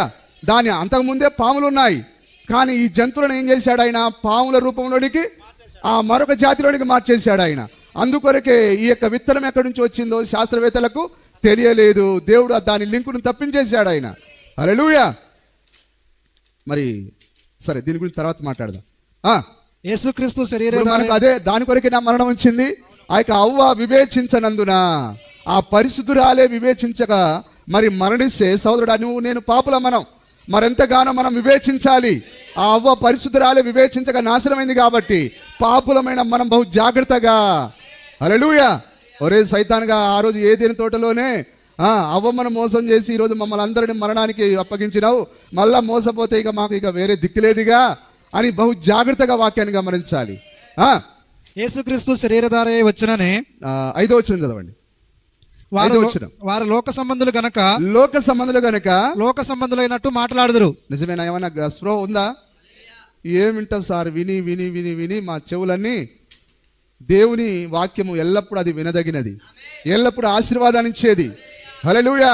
కాబట్టి వారు లోక సంబంధులు గనక లోక సంబంధులైనట్టు మాట్లాడుదురు. ఏముందమ్మా, మనం ఏమన్నా వేరే గ్రంథాన్ని పట్టుకున్నామా? మనం ఏమన్నా వేరే దేవుని మొక్కుతున్నామా? తండ్రి కుమారు నామం అయితే ఏంది, యేసుక్రీస్తు నామం అయితే ఏంది? అది ఆయనది కాదా, ఇది ఆయనది కాదా? రెండూ ఒకటే కదా. హల్లెలూయా. ఆ రోజు ఏదైనా తోటలో ఆదామేమో కేవలం థియరీ చెప్తే వాడొచ్చి ప్రాక్టికల్గా చూపించాడు. ఇదిగో ఆ యొక్క ఒక జంతువు మరొక జంతువు కలిశాయి, ఏమైనా చచ్చాయా? అవును కదా సోదరుడా. ప్రాక్టికల్గా వాడు చేసి చూపించి అవ్వను అందులోనికి దింపి మనల్ని హోల్సేల్గా మరణానికి అప్పగించి ఉన్నది. హల్లెలూయా. ఇప్పుడు మానవ సంబంధులు వీళ్ళు మానవుల రీతిగా మాట్లాడతారు. అదైనా పర్వాలేదు, ఇదైనా పర్వాలేదు. ఆ రోజు ఏదైనా తోటలో కూడా వాడు అదే చెప్పాడా? ఆ వృక్షమైనా పర్వాలేదు, ఈ వృక్షమైనా పర్వాలేదు, ఇది తింటే మీరు ఇంకా దేవదూతల వలె మారుతారు. హల్లెలూయా. మరి వాడు ఎంత మభ్యపెట్టి మాయ మాటలు చెప్తే అవ్వ బోల్తా పడి ఉంటుంది. మరి అవే నోర్లు ఈరోజు లేవా? హల్లెలూయా. అవే నోర్లు ఈరోజు మాట్లాడుతున్నాయి. అదైనా పర్వాలేదు, ఇదైనా పర్వాలేదు. నిజమైన రెండు ఉండవు సార్. ఒకటి జీవవృక్షము, రెండోది మంచెడు వృక్షం. నువ్వు ఏదో ఒక వృక్ష ఫలాన్ని తినాలి. నువ్వు బ్రతకాలంటే ఇప్పటికీ జీవవృక్షం ఉన్నది. అదే అపోస్తలుల ద్వారా ఇవ్వబడిన వాక్యము, అదే జీవవృక్షమై ఉన్నది. కానీ ఈరోజు సంవత్సరం ఉన్నది ఏంటిది? అది అదే మంచి చెడులా తెలివినిచ్చు వృక్షం అది. హల్లెలూయా. అందుకొరకే డినామినేషన్ ప్రజలు ఎప్పుడు తెలివిగా ఉంటారు, జ్ఞానంతో ఉంటారు. వారికి ఉన్న ఎత్తులు జిత్తులు మనకు ఉండవండి. హల్లెలూయా. వారు చాలా ఉపాయంగా ప్రవర్తిస్తారు. అందుకొరకే వాడు కుయుక్తిపరుడు అని చెప్పబడింది. వాడు యుక్తిపరుడై ఉన్నాడు. మరి దేవుని బిడ్డల కంటే యుగ సంబంధమైన బిడ్డలు తెలివైన వారు అని బైబిల్లో చెప్పబడి ఉన్నది. దేవుని నామానికి స్తుతి కలుగును గాక. సరే, వారు లోక సంబంధులు గనక లోక సంబంధులైనట్టు మాట్లాడుదురు. లోకము వారి మాట వినును. లోకమే వారి మాట వింటది. కానీ దేవుని బిడ్డలు దేవుని వాక్యానికి నా గొర్రెలు నా స్వరం విను. ఆయన తన స్వరాన్ని ఎవరిలో పెట్టాడు? ఆయన 12 మంది అపోస్తలుల్లో పెట్టాడు ఆయన. నిజమేనా? హల్లెలూయా. మనము దేవుని సంబంధులము, దేవుని ఎరిగిన వాడు మన మాట వినును. అది ఇప్పుడు ఎవరు ఈ 12 మంది? ఎవరట? నిజమేనా? ఈ 12 మంది దేవుని సంబంధులు. హల్లెలూయా. మనము దేవుని సంబంధులము, దేవుని ఎరిగిన వాడు మన మాట వినును. అది మనని దేవుడు ఎప్పుడు ఎరిగాడు? జగత్ పునాది వేయబడక ముందే. ఎవరైతే జగత్ పునాది వేయబడక ముందే ఎన్నిక చేయబడ్డారో వాళ్ళు ఎక్కడికి వస్తారు? హల్లెలూయా. ఈ అపోస్తల బోధ దగ్గరికి వస్తారు. జగత్ పునాది వేయబడక ముందే దేవుడు ఎరిగిన వారు ఎక్కడికి వస్తారు? అపోస్తల బోధ దగ్గరికి వస్తారు. ఆ 12 అపోస్తల బోధ దగ్గరికి వస్తారు. హల్లెలూయా. దేవుని ఎరిగిన వాడు మన మాట వినును, దేవుని సంబంధి కాని వాడు మన మాట వినడు. అది ఇప్పుడు అర్థమవుతుందా? వీళ్ళందరూ అపోస్తల మాట ఎందుకు వినట్లేరు చెప్పండి సార్. వాక్యం కాదు ఇప్పుడు చదివింది. వారు ఎందుకు వినట్లేరు చెప్పండి. వారు దేవుని సంబంధి. హల్లెలూయా. నేను మిమ్మల్ని 12 ఏర్పరచుకునలేదా? మీలో ఒకడు దయ్యము. హల్లెలూయా. కాబట్టి ఇంకా దయ్యాలు ఉన్నాయి. నిజమైన దేవుడు ముందుగానే ఎరిగాడు ఆయన. కాబట్టి ఇప్పుడు ఆయన వారిని ముందుగా ఎరగలేదు కాబట్టి వారు దేవుని యొక్క వాక్యం దగ్గరికి రారు. హల్లెలూయా. అయితే మనల్ని ముందుగా ఎరిగాడు ఆయన. ఆయన మనల్ని ముందుగానే ఎన్నుకున్నాడు ఆయన. మనము దేవుని సంబంధులము. దేవుని సంబంధులము. దేవుని ఎరిగిన వాడు మన మాట వినును. మన మాట వినును. దేవుని సంబంధి కాని వాడు మన మాట వినడు. అది దేవుని సంబంధి కాని వాడు 12 అపోస్తల బోధను వినడు. అందుకొరకే వీళ్ళందరూ ఎందుకు వినట్లేరు? దేవుని సంబంధులు. ఇది నేను రాశానేమన్నా? పేతురు గారు నేనేమన్నా రాశానా? నేను రాసినట్టుగా ఏమన్నా దర్శనం వచ్చిందా? ఇది ఇందువలన మనము సత్య స్వరూపమైన ఆత్మ ఏదో, ఇందువలన సత్య స్వరూపమైన ఆత్మ ఏదో, భ్రమపరచు ఆత్మ ఏదో తెలుసుకొనుచున్నాము. అర్థమవుతుందా? ఇందువలన సత్య స్వరూపమైన ఆత్మ ఏదో, భ్రమపరచు ఆత్మ ఏదో తెలుసుకొనుచున్నాము. ప్రియులారా మనము ఒకరినొకడు ప్రేమింతుము. ఓకే, అర్థమవుతుంది అందరికీ. ఇప్పుడు భ్రమపరిచే ఆత్మ ఉన్నది, ఒకటి సత్యస్వరూపమైన ఆత్మ ఉన్నది. కాబట్టి సత్యస్వరూపమైన ఆత్మ మనం ఎక్కడికి నడిపిస్తుంది? దేవుని యొక్క అపోస్తల బోధ దగ్గరికి నడిపిస్తుంది. కానీ బ్రహ్మపరిచే ఆత్మ ఎక్కడికి నడిపిస్తుంది? ఆ యొక్క తప్పుడు సంఘ శాఖలోకి నడిపిస్తుంది. నిజమేనా? కాబట్టి మనం ఇప్పుడు ఏ ఆత్మను కలిగి ఉన్నాం? సత్యస్వరూపమైన ఆత్మను కలిగి ఉన్నాం. ఆ ఆత్మ కలిగిన వాడే 12 అపోస్తల బోధన నేర్చుకుంటాడు. ఇక మిగతా వారు బ్రహ్మపరచబడే ఏ తప్పుడు బోధలో ఉంటారు వాళ్ళు. కాబట్టి వేలకు వేల బెల్లంపల్లి ట్రైన్కు పరిగెత్తుకొని పోతూ ఉన్నారు. ఇక చాలా సంఘాలు, ఒక ఆయనకు 4 లక్షల మంది ఉన్నారు, ఒక ఆయనకు మరి ఏ ఆంధ్ర తెలంగాణ. హల్లెలూయా. టోటల్గా మోసంలో ఉన్నది ఈరోజు. కానీ వధువా నువ్వు ముందుగా ఎన్నిక చేయబడ్డావు. హల్లెలూయా. నిన్న ఆయన వధువుగా ఎన్నుకున్నాడు. ఆయన వధువు అంటే ఎవరో కాదు, భార్యాభర్తలు ఏక శరీరమై ఉన్నారు. వాక్యము వధువు ఒక్కటే. ఆదాముల నుంచి అవ్వ తీయబడింది. ఆయన పక్కలో నుండి నీరు రక్తము వచ్చిందా? మరి అది ఎవరు? ఆ వధువే. హల్లెలూయా. మనము ఆయన నుంచి తీయబడ్డాం కాబట్టి వాక్యంలో వాక్యమై ఉన్నాము, ఆయన ఎముకలో ఎముకై ఉన్నాము. అందుకొరకు ఆయన మనకు ఏ పేరు పెట్టాడు? ఆయన వధువు అనే పేరు పెట్టాడు. ఆయన దేవుని నామానికి స్తుతి మహిమ కలుగును గాక. అందరూ సంతోషంగా ఉన్నారా? మరి చివరిగా ఒక మాట చదివి నేను ముగిస్తాను.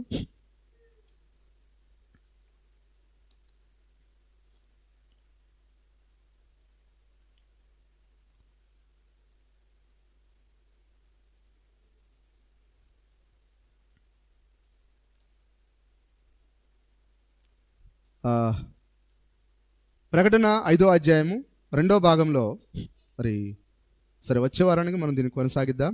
ఇది చదివి నేను ముగిస్తాను. ప్రకటన 5వ అధ్యాయము 2వ భాగం 81వ పేర. యేసు స్వార్థలలో యేసు అనే నామము 4 బిరుదులతో కుమారుడిగా కనబడుచున్నది. దాన్ని మీరు ఎరుగుదురు. యేసు స్వార్థల కుమారుడిగా 4 బిరుదులను కలిగి ఉన్నాడు. ఎంతమంది తెలిసింది? ఆయనకు ఎన్ని బిరుదులు ఉన్నాయి? 4 బిరుదులు ఉన్నాయి. దానిలో ఒకటి దావీదు కుమారుడు. నిజమేనా సార్? ఆ యొక్క ఎవరు? ఆ కనాను స్త్రీ ఆయనను దావీదు కుమారుడా కరుణించమని అన్నదా? ఆ యొక్క గుడ్డి భర్తిమై దావీదు కుమారుడు నన్ను కరుణించమని అన్నాడా? ఎందుకు? ఆ యొక్క ప్రవచనం ఉన్నది, ఆయన దావీదు కుమారుడుగా ఈ భూమిని పరిపాలన చేస్తాడని. అందుకొరకు ఆయన వారు ఏమని పిలిచారు? దావీదు కుమారుడా అని పిలిచారు. కానీ అప్పుడు దావీదు కుమారుడు కాడాయన. హల్లెలూయా. మనుష్య కుమారుడు ఆయన. ఒకటి దావీదు కుమారుడు, మరొకటి అబ్రహాం యొక్క కుమారుడు. మత్తయి సువార్త 1:1 ప్రకారం ఆయన అబ్రహాం యొక్క కుమారుడు ఆయన, మరొకటి మనుష్య కుమారుడు, మరొకటి దేవుని కుమారుడు. ఆయన మొదటి రాకడలో ఆయన మనుష్య కుమారుడుగా, ఆయన పరిశుద్ధాత్మను బట్టి 7 సంఘ కాలాల్లో ఆయన దేవుని కుమారుడుగా, ఆ 1000 ఏళ్ల పరిపాలనలో ఆయన దావీదు కుమారుడుగా. హల్లెలూయా. చూశారా? మరొకటి మనుష్య కుమారుడు, మరొకటి దేవుని కుమారుడు అన్నవి. ఇప్పుడు గమనించండి, మన సమీప బంధువునిగా యేసుక్రీస్తు వచ్చినప్పుడు ఆయన దావీదు కుమారుడుగా అయ్యాను. ఆ సందర్భంలో ఆయన సింహాసనమునకు వారసునిగా అయ్యాను. మహిమ దేవుని యొక్క కుమారుడిగా ఉండటం వలన ఆయన ఆ సింహాసనమునకు వారసుడు. ఇప్పుడు ఆయన మరణించి తిరిగి లేచి ఎక్కడికి వెళ్ళాడు? ఆయన తండ్రి యొక్క కుడి పార్శ్వానికి, తండ్రి సింహాసనం పైన ఉన్నాడు ఆయన. ఇదివరకే నేనెప్పటికీ విడవనని దావీదుకు సంతానం లేకుండా ఎన్నడూ విడవబడడు అని దేవుడు చెప్పాను. మరియు క్రీస్తు దావీదు యొక్క కుమారుడు. క్రీస్తు ఎవరి కుమారుడుగా ఎంచబడ్డాడు? ఆయన మనకు సమీప బంధువుడకు విమోచకునిగా మారెను. మరియు మనతో కలిసి ఎచ్చడైతే ఆయన రాజ్యమును పాలించునో ఆ స్థలమును సిద్ధపరిచి మన కొరకు వేచి ఉన్నాడు. హల్లెలూయా. నా తండ్రి ఇంటి అనేకమైన నివాసాలు కలవు. అక్కడికి ఆయన మనల్ని తీసుకుని పోయేదానికి ఇప్పుడు ఆయన వేచి ఉన్నాడు. ఆయన రాక కొరకే మనం అందరం ఎదురు చూస్తున్నాం. ఇప్పుడు మీరందరూ ఎదురు చూస్తున్నారా? ఇప్పుడు మన తన యొక్క తండ్రి గృహానికి తీసుకుని పోయేదానికి ఆయన వేచి ఉన్నాడు. హల్లెలూయా. మరి మనం అక్కడికి వెళ్ళి మరలా తిరిగి ఈ భూమి మీదకి మనం వస్తాం. దావీదు సింహాసనం ఎక్కడున్నది? భూమి పైన ఉన్నది. ఇప్పుడు ఆయన తండ్రి సింహాసనంలో ఉన్నాడు, కానీ 1000 ఏళ్ల పరిపాలన ఆయన తన సొంత సింహాసనాన్ని అనగా దావీదు సింహాసనాన్ని తీసుకుని ఆయన దావీదు కుమారుడుగా దీన్ని 1000 ఏళ్ళు పరిపాలన చేస్తాడు. కాబట్టి దావీదు ఆయనే, సొలొమోను ఆయనే. ఆయనకు అందుకే పేరు ఏమన్నది? దావీదు యొక్క వేరును చిగురును అయి ఉన్నాడు. దావీదు మరి ఎవరి జీవితాన్ని జీవించాడు? యేసుక్రీస్తు యొక్క జీవితాన్ని జీవించాడు. కాబట్టి యేసుక్రీస్తు ఏమై ఉన్నాడు? దావీదు అయి ఉన్నాడు. యేసుక్రీస్తే సొలొమోను అయి ఉన్నాడు. ఆయనే తండ్రి అయి ఉన్నాడు, ఆయనే కుమారుడు అయి ఉన్నాడు. హల్లెలూయా. నేనే అల్ఫా ఒమేగా అన్నాడు ఆయన. నిజమేనా? అందుకొరకే ఆ యొక్క దావీదు ఆ యెరూషలేము కొండకి ఏడ్చినట్లుగా మరి దావీదు కుమారుడు కూడా అదే విధంగా ఏడ్చాడు. దావీదు ఏడ్చిన 800 సంవత్సరాలకు అదే కొండనెక్కి ఆయన ఆ యెరూషలేమును చూసి ఏడ్చాడు. మరి దావీదు ఎవరై ఉన్నారు? ఆ క్రీస్తే దావీదు అయి ఉన్నాడు. ఆ సొలొమోను కంటే గొప్పవాడు ఇక్కడ ఉన్నాడు. హల్లెలూయా. సొలొమోనుకి సమస్త వివేచన జ్ఞానం ఉన్నది, అదేవిధంగా ఆయన కూడా వివేచన కలిగి ఉన్నాడా? కాబట్టి అసలైన సొలొమోను ఎవరు? ప్రభు అయిన యేసుక్రీస్తే. అందుకొరకే ఆయనే తండ్రి, ఆయనే కుమారుడై ఉన్నాడు. ఆయనే దావీదు, ఆయనే సొలొమోను అయి ఉన్నాడు. హల్లెలూయా. నిజమేనా? ఆయన మరి దావీదుకు 500 మంది భార్యలు, సొలొమోనుకి 1000 మంది భార్యలు. ఇప్పుడు ఆయన ఒక్కడేనా? కానీ ఆయనకు భార్యలు చాలా మంది ఉన్నారు. అనగా మన సంఘ సభ్యులమందరము హల్లెలూయా ఆయన యొక్క భార్యగా మనం ఎంచబడుతూ ఉన్నాం. ఆ 1000 ఏళ్ల పరిపాలన మనము ఆయన యొక్క వధువుగా మనం ఉంటాం. దేవుడు నామానికే స్తుతి మహిమ కలుగును గాక. మరి దేవుని చిత్తమైతే దీని గురించి పూర్తిగా మనం తర్వాత చూద్దాం. మరి దేవుడు ఈ మాటలను మన కొరకు దీవించి ఆశీర్వదించును గాక.